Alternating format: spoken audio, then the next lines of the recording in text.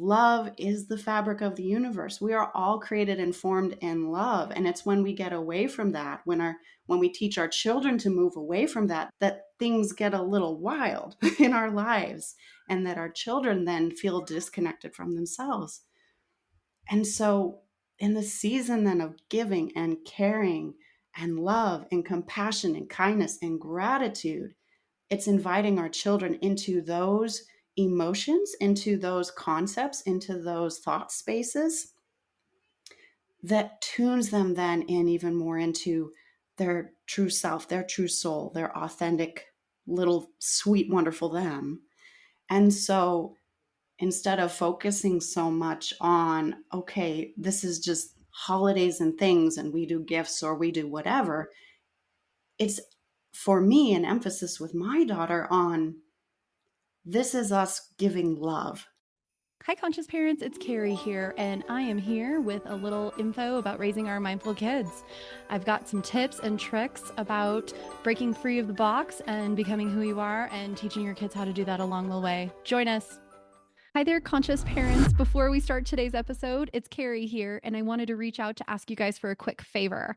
As a follower of our show, we would love for you to give us a 5-star rating and leave us a review. It can be just a few words, that's it, and it really goes a long way with us, with the podcasting community on Apple or Spotify.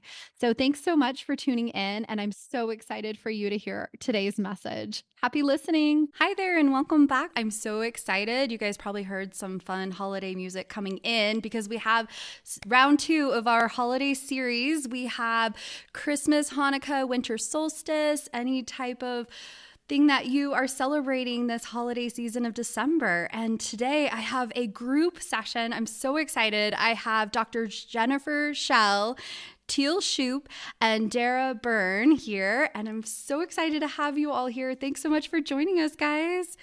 So I wanted to jump right in and just jump in with a question. I was thinking this December, I'm starting to realize how much the energy starts to speed up as the holidays are coming. It's basketball practice, Cub Scout, astronomy lesson. We have all these things going, and I've almost missed appointments recently. Do you guys, what are your thoughts on some of this energy and some of the things coming into play in December? I've been feeling that same way. It's the Thanksgiving acceleration button in the US, with Thanksgiving anyway for the US listeners, and things just rocket off from the end of November through into the new year. And it's holy smokes. And I was thinking about this the other day and thinking, wow, how is it that this energy is so intense? And what was coming to me was like, whoa, because I've got so many expectations about what the holidays look like, right? We've got so many things packed in, and then it's like everybody else is trying to jam things in before the end of the year, thinking I've got to get things done before the end of the year. This was at least some of the things I was seeing. So people like to just, okay, book more in. And it's not just the holiday parties, but it's also, did I get to my goals? And that's even pressure on our kids with school and end of year projects and even the celebrations. It's just, there's this sort of time pressure that comes with it, with the end of the year approaching, not just the holidays. And people just dogpile into that. And I was like, this is so interesting. At least my perspective on it from what I was seeing, my take was, wow, we have so many expectations about this time of year. And then we get so into the goals and let's wrap up the year on a good note and let's have the best holiday ever, that things just take off because they're so cram jam. When did it become the competition with ourselves? Like, it's going to be the best holiday. We got to beat the last holiday. And does anybody have any ideas for how we could slow down? Or thank you, Teal, for that comment. I love it. This is like diet related, because I think we start to experience, like Teal said, like there's all this pressure and this momentum, and we're just and a lot of us start to burn out. But also this is like a really high sugar, treat filled, like processed food type of time. And the biggest thing that I see, like in my practice, is okay, we have to be very conscious of how we're eating. Are we getting enough protein? Are we balancing this with good fats? Like, we can't just load up on cookies all day and then expect to be able to go, like Teal said, and you were saying, basketball practice and shopping and all the things. We really need to fuel our bodies with the proper nutrients too. Ooh, that's such a great one. Thank you, Dr. Jen. I was recently at a children's Halloween little festivities, and I was talking to some moms, and they were saying, I was telling them about how food coloring and dyes have really affected my kids' behavior. And the moms turned to each other and they're like, oh, we've been giving our kids like so much sugar. We need to cut this back. And I think it's just part of our culture, right? Like just adding all this sugar, and it's really wonderful we can find alternatives to that piece. Thank you so much, Jen, for mentioning that. Okay. So I also wanted to ask you guys, have you found anything that has helped you to stay mindful or connected during this season? This time of year is actually, if we look to nature, right? If we look to Mother Earth, if we look to even our own biology and circadian rhythms and all of our function, we're already being invited to slow down and be mindful with the change of season, especially with the winter solstice coming up and all of that. Like, everything is a rhythm and a cycle. And even though the holidays are like, woo, flashy light, full speed ahead kind of thing, it's nature's doing the opposite, right? So our inherent nature and biology is actually in the opposite direction, to slow down. Because look at over here in the Northern Hemisphere, this is winter. Everything is going dormant. Everything is slowing down. Everything is dying back in order to rest, conserve energy, rebuild itself, and then give birth again in the spring. And so to me, the path that I love to walk in this more often than even any time of the year is connecting with nature and the beautiful rhythms outside, which can be tricky because we get dark earlier and it's cold out, so we don't always want to go outside. But I love to walk through whatever nature is around me and truly just notice what is happening with nature and how can I bring that into my life. And I take my daughter out with that. And this is what's so fun with kids too, is that like everything with the seasons is always being seen with fresh eyes with our children. And it's just magical to then walk and look at nature through their fresh eyes of, oh, look at the frost. Look at the snow. Look at that bird who has come out of the mountains because the mountains are getting such heavy snow. It's coming here to live with us now because it can get more food. We're not having so much cold and snow and everything like the mountains. It's those little things, I think, in nature that we tune into that make us so present, that help us see that connection with the seasons, the cycles of our life, the cycles of the earth. And it's, no pun intended, but a breath of fresh air, because just being in nature, we feel ourselves slow right down. It talks to us. The energy of nature talks to us and talks to our bodies. It talks to our children even more because they're not full of all of the chaos and programming and nonsense that we are as adults yet. So it even reaches them even more. And it's just so beautiful to walk and look at this tree, touch this tree, see the snow, look at how the sky looks different. The light in the sky is different this time of year. But sorry, I could talk all day. I don't want to hog the show here. I'm so sorry. But it's like, it's so simple and we miss it, I think. We zoom past it. It's so magical the way you describe winter. That's why we're all just in Zen listening to you, Teal. I totally forget about the winter piece of the holidays, the hibernation, the slowing down. And it actually makes me think of the COVID times. I know it was a little bit chaos for a lot of people. Our family was really lucky. I was at home and I was staying at home with the kids. And so I could be present with our 5-year-old and our 2-year-old at the time. And it actually is part of our favorite memories of raising our kids. They were at that age where we could just incubate and be present. And my kids say, I miss being at home with you all the time, Mom. My 6-year-old, she now is 6, but she loved that time. So yeah, we can slow down and be present and share that love of nature with, get out and do active meditation with them, right? Talk about noticing the snow on the trees, noticing all these different pieces, what it smells like when it snows or rains. Did you have something, Dr. Jen? Just the way you guys described that, it was truly beautiful. And from a science perspective, like there's a Japanese tradition called forest bathing, where literally you go into the woods. They spend like hours in there in the middle of the winter. I'm not going to, but it really helps drop your cortisol. And your cortisol is your stress hormone. So like all of us just running, and like you said, Carrie, like during COVID, that was like you said, I understand it was really hard for a lot of people, but like for my family, it was calm, it was quiet. It's literally I like pivoted in my life thinking, what do I really want? So, anyways, that cortisol, that stress response, we really need to be cognizant of that. And going in the woods, being in nature, that's going to help us and our kids. Because I remember when my boys were little, it's a little crazy when they're trapped in the house too. It's important. Get them outside, bundle them up, and go out. That's saying something coming from you in Michigan, bundling them up and going outside.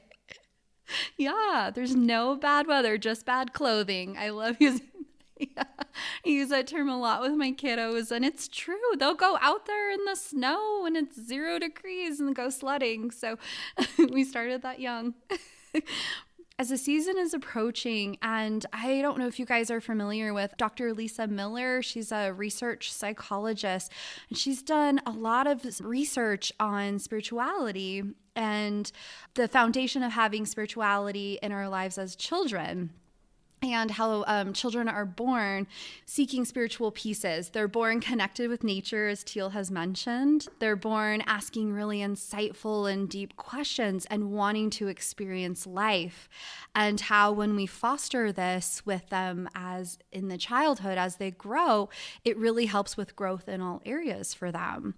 So I was curious if you guys bring in any spirituality into your families in the holiday season, or what that might look like for you. For our family, it's really a all the time thing. It's not just the holidays. Because for us, we view things as that, yeah, we are spiritual beings.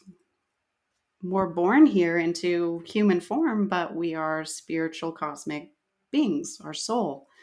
And our human form, our bodies, our beautiful bodies are taking us on this journey here on earth. And so it's this wonderful connection that I love seeing and nurturing in our children, because they are born, as you said, already so tuned into nature, so tuned into spirit or source or universe or God or whatever you'd like to call it, right? They don't yet have all of the baggage and the conditioning and whatever it is that we pick up and are taught over the years, right? And that emphasis even in the holidays is, I think, even more strong, especially because it's related to so many for a religious narrative or a dogma or something like that comes into play with the holiday season.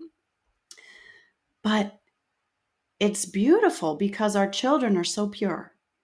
Our children are so pure, and it's just one more opportunity for us to encourage them to connect just with themselves, that beautiful pureness, that light, that pure love that's already in themselves. And we're doing that right through the things like we were talking about. You're mentioning the mindfulness, but I love to take it even into more of an emphasis in the holidays with my family, into love, because what I teach and have as part of my being is that love is our highest frequency. love is the fabric of the universe. We are all created and formed in love. And it's when we get away from that, when we teach our children to move away from that, that things get a little wild in our lives, and that our children then feel disconnected from themselves. And so in the season then of giving and caring and love and compassion and kindness and gratitude, it's inviting our children into those emotions, into those concepts, into those thought spaces that tunes them then in even more into their true self, their true soul, their authentic little sweet, wonderful them. And so instead of focusing so much on, okay, this is just holidays and things and we do gifts or we do whatever, it's for me an emphasis with my daughter on, this is us giving love to this morning. She's helping me shop for Graham and Gramp, right? I'm on Amazon shopping for things for Graham and Gramp. And we're giving love, we're showing our gratitude. We are in then reciprocity of giving and receiving of love from Graham and Gramp with these gifts. And these are just a little show of our love and our caring. It's not about the present or the thing, but we honor them. We have compassion for them. We show this with love. How can we send love? And it's just a tiny little example. There's so many other areas where this comes into the holidays, right? With donations or helping with other holiday traditions at soup kitchens or the homeless, or donating to clubs when you buy your gifts. There's so many ways to give and care and share in the holidays, and give that example to our kids of us being loving and caring, because they will mirror that just like that. And yeah, I just look at the holidays as, this is even more love always, to mirror that for our children, to be resonating even more in spirit in themselves. Love it, Teal. Thank you. Hi there, Changemaker moms and dads. It's Carrie here. I hope you're enjoying today's episode. If there's any pieces of this episode that resonate with you, we would love for you to share it with a friend. A little helping hand goes a long way. We appreciate you tuning in, and here's more. Yeah, that was great. So I do have a little story actually speaking about just giving and sharing. And just like you said, Teal, like our focus is helping others, showing love, like amongst family, friends, but to people we don't know too. So we did this activity. So my boys are 17 and 14. So we did adopt a grandparent. So we went and bought all the gifts, all the presents, and then I made the boys wrap them. And then yesterday we went and dropped off these baskets full of gifts. And the lady said to my youngest, don't ever stop having a giving heart, because you never know what you'll need someday. And my son was like, I don't really understand what that means. I'm like, oh, my love, this is what you do. You give, but don't ever expect anything back. Give just genuinely and lovingly without ever expecting anything back. And just always do that your whole life. And so, anyways, yeah. Oh my gosh, that is such a beautiful story. I love that they got to see where the gifts were going and they got to communicate with the person. What a lovely message for your boy. Yes, so sweet. I didn't know that they have programs to give to grandparents or elderly people. We've only ever talked about kids not receiving toys or parents not being able to buy toys for their kiddos. We have a toy drive going at my son's school, and he gets to go with his third grade class and help put together the baskets and stuff to send to kids. And then we do one at our spiritual center where we do stockings and we stuff them for kids. Yeah, doing these acts of kindness and sharing love and spreading love. I love what you're saying about love for gifts. It's a wonderful thing to instill with them when they're young, because it can quickly turn into Santa's coming. What does Santa bring? Yeah. So, yeah, I love that you're fostering. we have to keep holidays as like emotion and family and memories, because you're right, otherwise it does turn into things, and I would not advise that. And I love too what you were saying, Dr. Jen, about giving without expectation of return, giving with an open heart, because that is true giving, right? Otherwise, it's this giving to get kind of thing. And for me, that's an energetic situation too. And so I'm always like, okay, being mindful of when I'm doing stuff with my and what I'm emulating for my daughter, because it's why am I giving? Why do I feel called to maybe make a donation or do some other service this time of year? Do I feel like I have to, like it's an expectation, or is it coming from complete pure soul heart, open heart, and just love and giving? Because they will sense that too. Like we can't fool our kids if we feel like, oh, everybody else is donating or doing whatever this time of year, volunteers, like I got to do the thing too. Like our kids read that, they read that, and that's not then the lesson, the message, the modeling that I encourage or I emulate, when then our kids are just going to be that same way too. So I love that, Dr. Jen. Thank you for sharing that. Yeah, given with an open heart is so beautiful. Yes. And right now, my heart is growing as I'm hearing these stories. And I wrote down love. I was like, we need to talk more about this in our house this week. And I'm thinking also, as the holidays are coming, it also opens up so much room as a mom or a dad to grow in our own as well. Thinking about spiritual growth, sometimes it can raise up pieces that we may need to heal at this time. Do you have any thoughts about this area? So for me, like I love oils, like I'm big on supplements, but the biggest thing is like around the holiday, I always think about frankincense. That's been around for thousands of years. Frankincense is just a really grounding, centering oil. So I find myself diffusing that in the house a lot. Different oils like clove, cinnamon, which are of course really warm, but also they're great for your immune system. Orange, wild orange, also great for your immune system, boost mood.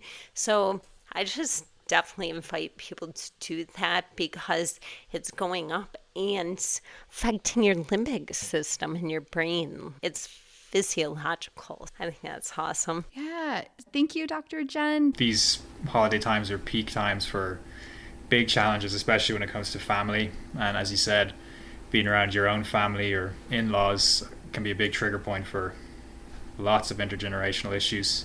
For me, I think the biggest thing is the kind of relationship that I have with my wife, and that's something that I talk a lot about with other fathers and husbands, is that relationship that you're cultivating with your partner is the key to growing out of those intergenerational issues. Me and my wife both have spiritual practices. I'm big into yoga and meditation particularly. So we both have those things that we do and allow ourselves the time to do that. We work as a team, have our daughter, and we'll take turns, especially if we both have time off work. We'll schedule it out. And I'm an early morning person, so I like to get up earlier before the daughter, do some meditation, some yoga, get myself centered. And then my wife, she's a coffee person, so she goes and gets her coffee, and I play with my daughter, and she does her practices later on. But if we have challenges, if we're around in-laws, we will meet it with a brave face as it's happening, and we know each other's triggers because we talk a lot about it. But then afterwards, when we come back home, we use our relationship to decompress those things, and we create the safety to explore some of the things that we can't explore with our parents, for instance. So if I find myself getting triggered and upset and reverting back to a kind of more hurt part of myself in the moment, I'll, try to stay as engaged as possible with my daughter and my family. And then later on, I'll talk to my wife about it. And we have different ways of working through it, expressing the emotions and coming up with solutions as a team. So if it happens again the next day, how can we approach this better? And in that way, I feel more supported. It's not just, oh no, here's all these things that I try to run away from every year. So yeah, I would say one of the biggest things for growing is the relationship that I have with my wife. Awesome. That's really helpful. I didn't even think about relationship-wise with our partner, which that just tells you where your mind goes during the season is a lot of kid energy, but I love those pieces that you're talking about. So how do you work in your family to prioritize the meaning of holidays? Okay, I'll jump in first. For my family, we consciously talk about who can we help. So if there's a coat drive, we're going to go get coats. We're going to do these things, but we do it together. As parents, my husband and I always consciously made that a priority. Like Darragh said, together we decided this is what we want our kids to do. This is the snacks we want to go drop off to the firefighters. We're going to do it together. All these things, it's a conscious effort, and we consciously do that together with the kids. Thanks, Dr. Jen. Yeah, I think one thing that is important to me with my daughter, because she's still young and she's growing, is to incorporate some kind of familial traditions that I have, and as well with my wife. I think like a big thing about the Christmas is like ancestral. I'm really big into like ancestral intergenerational things, so I love introducing her to things that I resonate with for Christmas, what I associate with Christmas, and the things that were impactful for me is at her age. So charity work is a big thing. I come from a line of social workers, so we always used to make the kind of shoe boxes. I don't know if we do them here in the US as much, but you get like an old shoe box and you just fill it with little knickknacks and toys, toothbrushes, things like that, and they get sent to communities that are less advantaged. And those things as a kid really helped me become more empathetic and more aware, because coming from the Western world, and we get so many big gifts and a lot of food and just so much excess, that just seeing, oh wow, some child is going to be amazed at these little knickknacks that I get every day, is something that kind of emotionally resonated with me.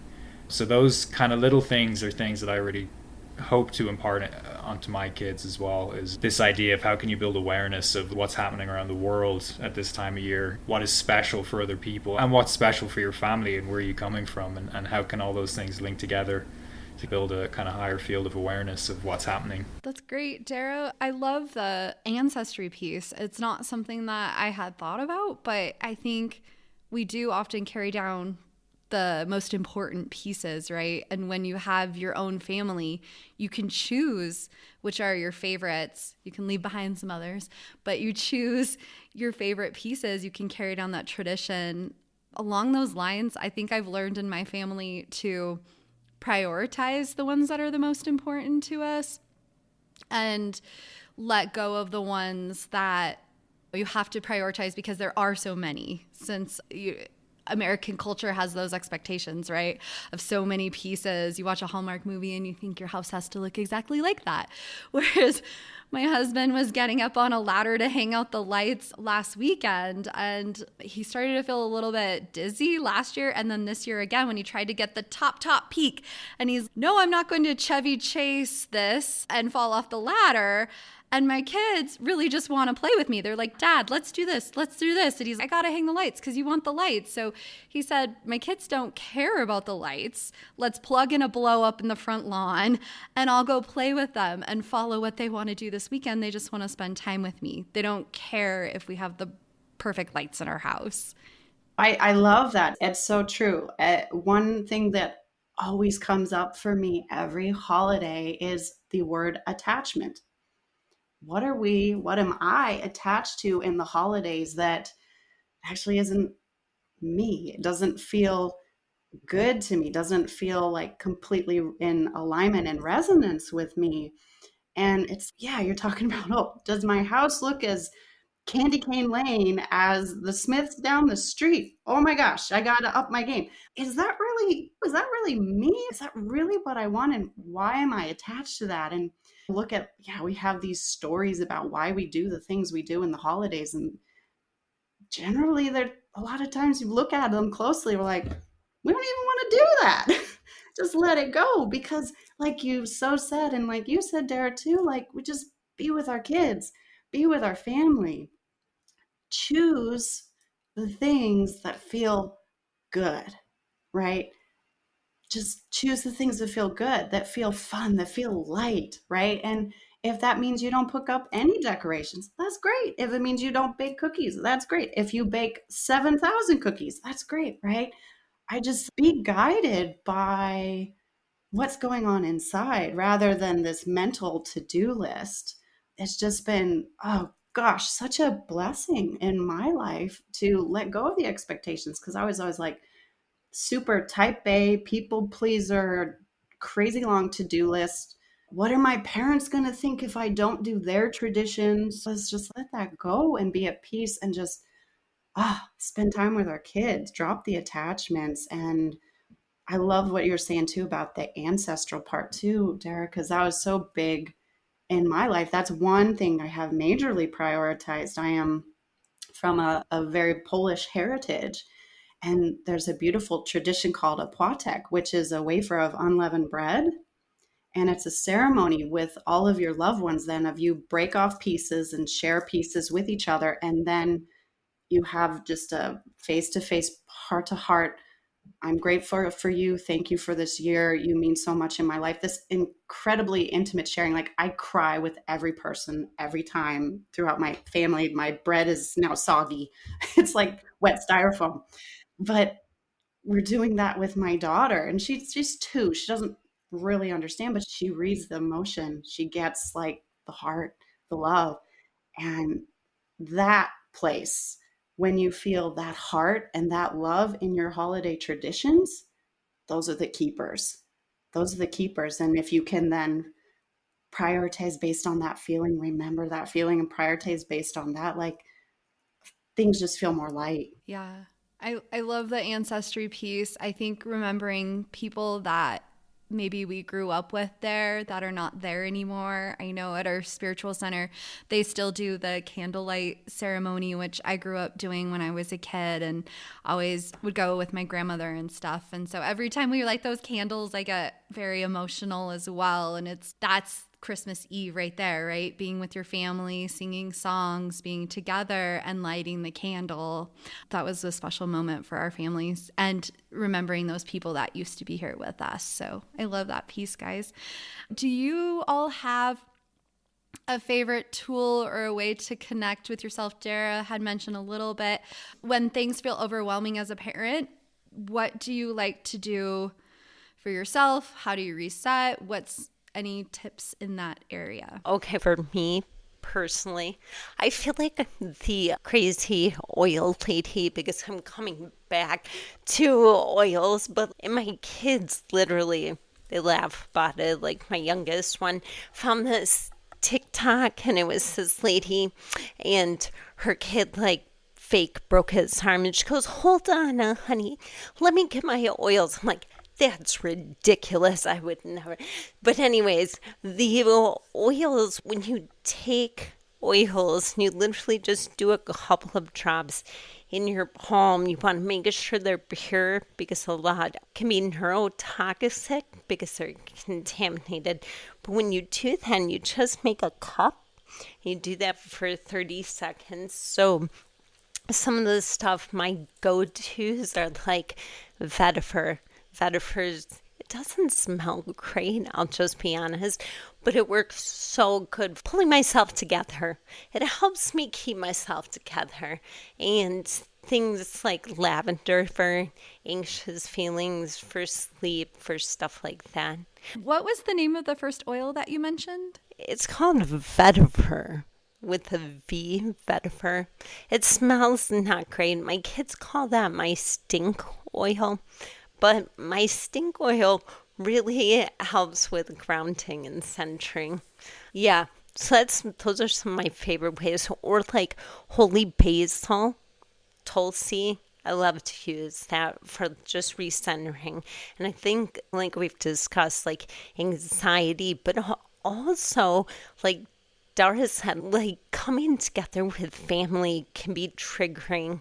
It can get you riled up. So maybe before you go, you're putting on grounding oils, maybe some bergamot with some lime and whatever, chamomile if you need to calm, like just all these different things to help you go into the situation maybe a little bit lighter. Yeah, I love that. I also like to diffuse oils, and when the kids are sick, I'll do eucalyptus and such.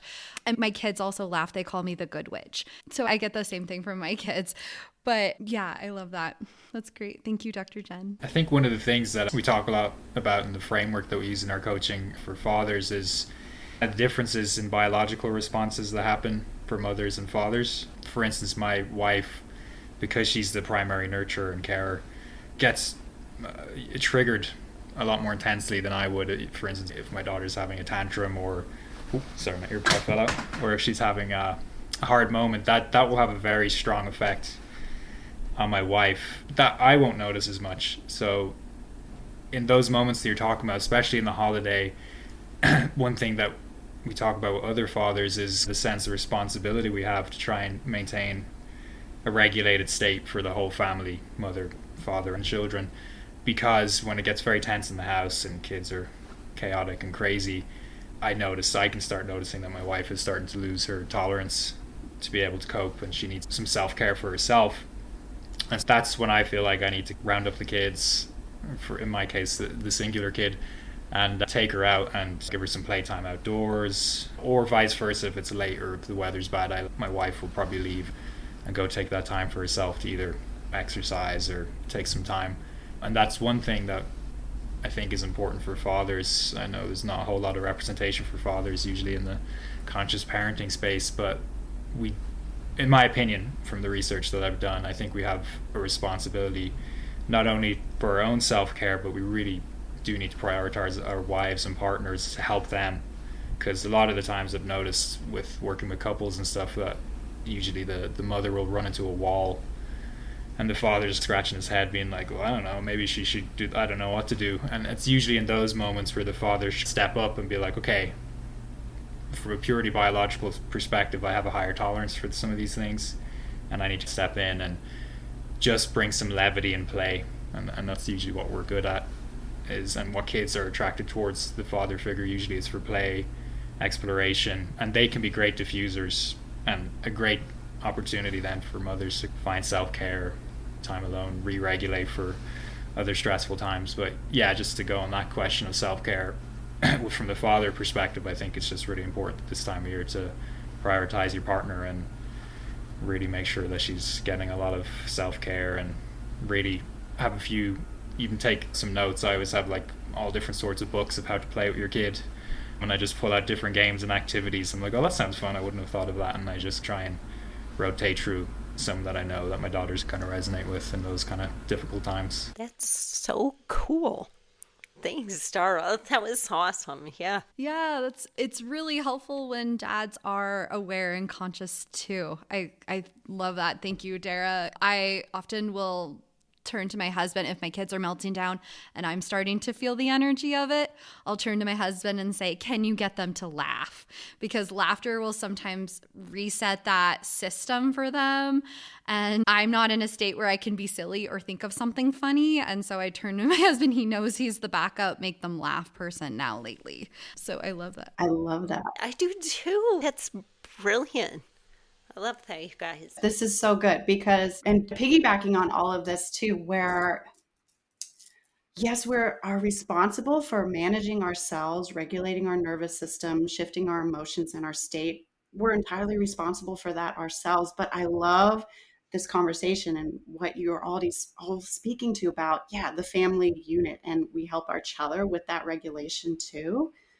Because what I love to share, and I help the women I work with, who are so many moms as well, and then of course with myself, is when you're in that overwhelm in the holidays, when you're getting into that stress, or the tantrum is happening and you're just like, oh my God, I'm going to do the meltdown, right? We're getting into fight or flight, right? Our sympathetic nervous system is activated, and we need to shift that into the vagal phase of our parasympathetic nervous system, which is our healing and regulating rest and digest phase, right? that then is where you're able to get out of all that craziness, right? But it doesn't have to be just a practice you do by yourself. This is what's so fun. Like some of the tools that I like to use because they're easy in the moment is just using EFT, emotional freedom technique. People call it tapping. But do the regulation technique, do the breathing, do the box breathing, do the 7-Eleven breathing, do the EFT, whatever it is, do it with your kids, do it with your family, do it together, right?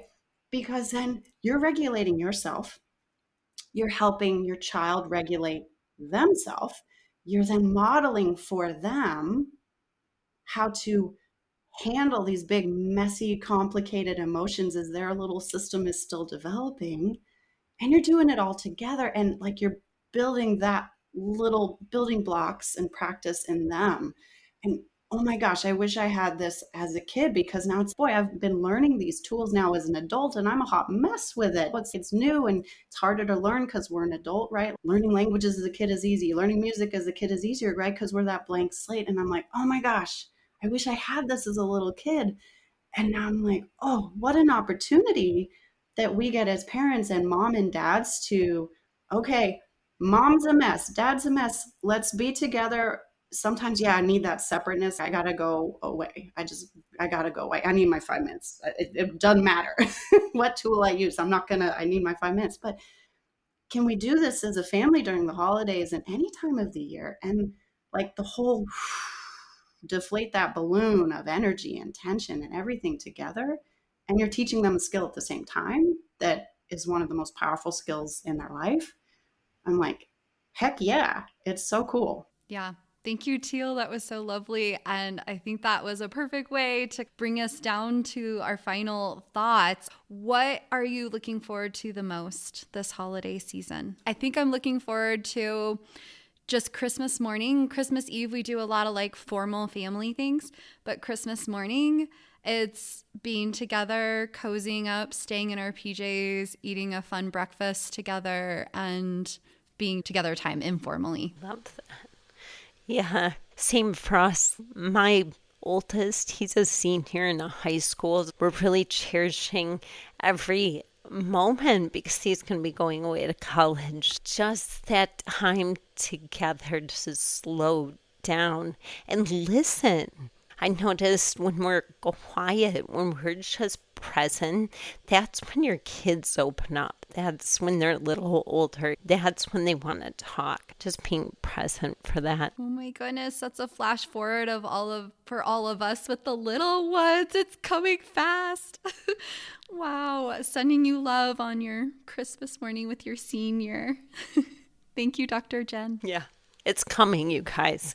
It's coming. I think one of the things that I'm really looking forward to with my 2-year-old is that this year she can be more engaged, right?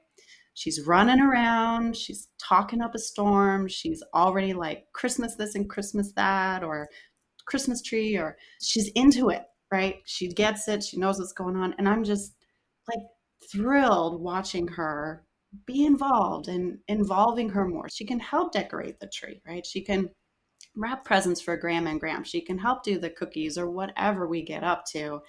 And my heart just overflows to just have that beautiful little soul participating and the energy of our family just exploding, like these memories, the experience. I get speechless over it. It's amazing. Oh, you are living in the purity phase. All of the phases have been so fun and they each have their little gifts and moments. But I think age 2 is one of my husband and my favorite age. So live it up. I just want more sleep. I love it, but I want more sleep. Yeah, that's true. It does. That part gets better. Darragh, did you have a favorite moment you were looking forward to? I just love the build up to Christmas, like the final week, and I'm going to love spending that time with my daughter. It's like the time to be really creative and to think ahead about how you want your day or your week to go, buying all the right gifts for everybody, really thinking about how the dinner spread is going to look, and just I love spending that time with my daughter and making her think about other people, but then also working those personal creative muscles of what do I want Christmas to look like this year, we want for food, what movies are we going to watch, all those kind of things. I just love that time where things start slowing down You see everybody out hustling and bustling, trying to take care of their families, and you just see that collective atmosphere of kind of love and thinking of other people, and creating and what's supposed to be one of the most special days of the year. Yeah. That's so lovely. I appreciate all of you being here today. Thank you so much for being with us and sharing all these amazing words of kindness, love, ancestry, all of these pieces to think about as our holiday season is coming in. And Heart to Heart Parents has had an amazing 2024. It was our first year coming out, and we have felt so much love from the community, the spiritual families, people looking to grow with us and connect with us. And we're just feeling so blessed and loved this year. Thank you so much, everyone. Thank you. Thank you. Happy holidays. Thank you. Thanks. Happy holidays. Thank you. Yeah, happy holidays. Happy holidays. Well, that's a wrap. Thanks so much for tuning in, Changemakers. This is Carrie. And if you haven't done a review for us, 5 stars and a little few words about what you've enjoyed in our podcast episodes, we would really appreciate it. If you guys would like to ever message me, I would love any questions you have or any feedback at info@hearttoheartlife.com. We also have a brand new website, which we're super excited to share. It's hearttoheartlife.com. Thanks so much for tuning in, and happy life, happy times, Changemaker families. Please remember that the information shared on this podcast is educational in nature and does not constitute licensed mental health advice. If you need such advice, you should speak with a licensed professional about your unique situation. Thanks so much, happy listeners.